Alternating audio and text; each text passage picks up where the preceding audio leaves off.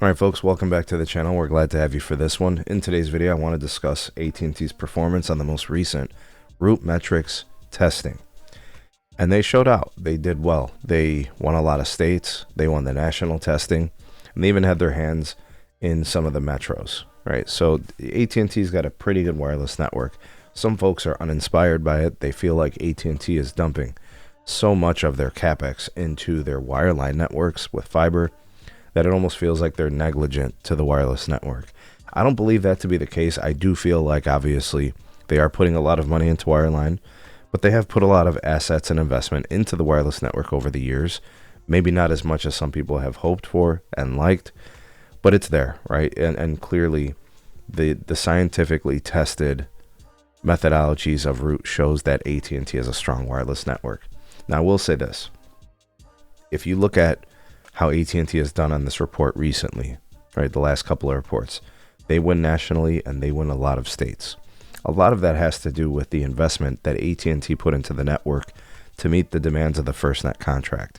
The low band, band 14, the 700 megahertz, far-reaching, indoor penetrating, all those great things.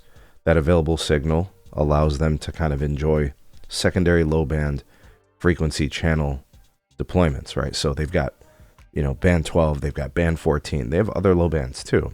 It's helped out a lot, but it's time for the AT&T network to get more modern, right? A new set of reinvestment into the network, which is what they're doing now with Ericsson conversions.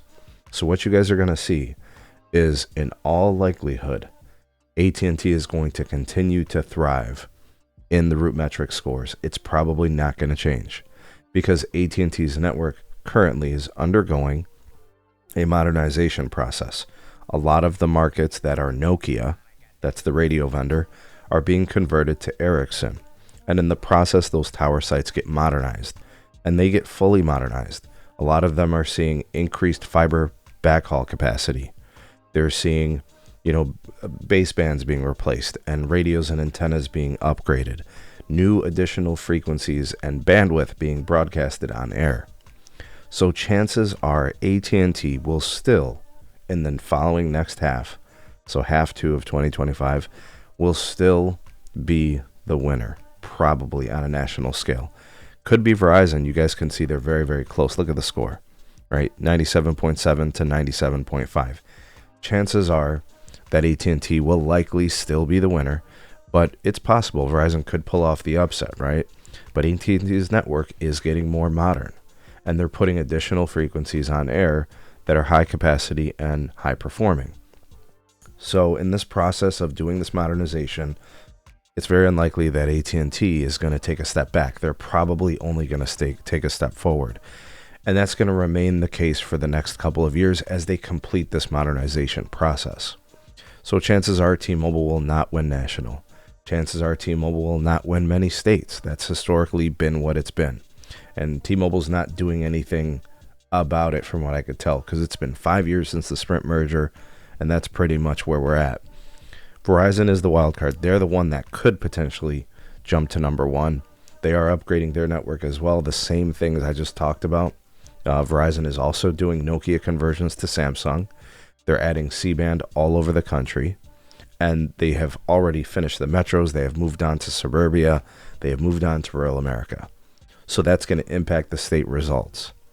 So really, if you're looking for who's going to make the biggest jump or who's going to, turn the tables, the only one that really has hope, in my opinion, is Verizon. I don't have that same hope for T-Mobile because they have, quote unquote, been the 5G leader, and it hasn't gotten them anywhere in these reports.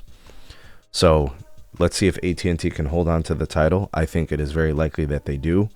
Verizon's the wild card. Potentially those C-band upgrades could kind of create an upset scenario. But guys, the AT&T network's only going to get better from here. It may not be to your liking of the speed or the scale, but it is happening as we speak. And that Ericsson conversions, you guys have seen the videos I've made. The performance on those sites are fantastic, right? So it should only help the AT&T network. So if they're the best in overall performance and they're the best in network reliability, right? And here they are finishing third in network responsiveness. Those things should improve. Network speeds should improve. Data performance should improve. All those things should get better. So I don't think AT&T is going to be, I don't think they're going to lose their crown in this root thing. I think it's going to continue to hold, could improve a little bit, but I do think Verizon is looking to get in there to overtake them. That's kind of what I think is going to happen. Let me know what you think. We're not that far away. They're already doing second half testing now, and we'll get those reports probably at some point in January or February of next year. We shall see. Let me know what your thoughts and opinions on this video are. Drop those for me in the comment section. Like, share, and subscribe. Check out some more videos. We'll see you guys soon on the next one.